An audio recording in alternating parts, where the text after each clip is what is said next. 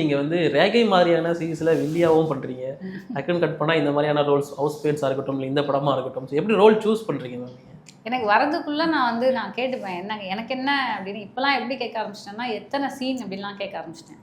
முன்னாடி நான் வந்து சில டைம் வந்து அதாவது கதை மட்டும் சொல்லுவாங்க, நம்மளோட இது வந்து பெருசாக தெரியாது. இப்போ நான் ரொம்ப கிளியராக இருக்கேன். எனக்கு வந்து என்ன வரப்போகுது, ஈவன் அது ஒரு சீனாக இருந்தாலும் தலைவன் தலைவியில் அப்படி தான் அவங்க கூப்பிடும் போதே சொன்னாங்க ஒரு சீன் தான், ஆனால் அந்த ஒரு சீன் வந்து இஸ் வெரி இம்பார்ட்டன்ட், அந்த டிவோர்ஸே நீங்கள் தான் கொடுக்குறீங்க, அந்த குழந்தையே நீ தான் அப்படிங்கிற மாதிரி.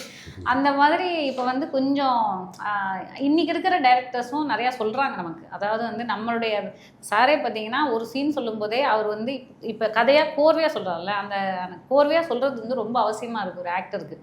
என்னன்னா ஒரு சீன் இந்த படத்தில் நடிக்கும்போது முன்னாடி என்ன நடந்திருக்கு, பின்னாடி என்ன நடந்திருக்கு, இதெல்லாம் இவர் சொல்லணுங்கிற அவசியமே கிடையாது. ஏன்னா நாங்கள் நடிச்சுட்டு போகிறோம்.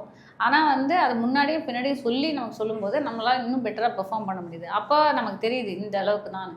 இந்த படத்தில் ஆக்சுவலாக நான் நடித்தது வந்து ஒரு 3-4 நாள் தான் மொத்தமாக நடிச்சிருப்பேன். ஆனால் படம் ஃபுல்லாக எனக்கு நான் பார்க்கும்போது ஃபர்ஸ்ட் ஹாஃப் ஃபுல்லாக நான் இருக்கேன், செகண்ட் ஹாஃப்லையும் நான் வரேன். அப்படிங்கும்போது இது ரொம்ப ஆக்சுவலாக நல்ல கேரக்டர். இது ரொம்ப இந்த படத்துக்கு இது ரொம்ப நல்ல கேரக்டர் எனக்கு கொடுத்துருக்காங்க. ரொம்ப முதல்ல அதுக்கு சார் தான் தேங்க்ஸ் சொல்லணும்.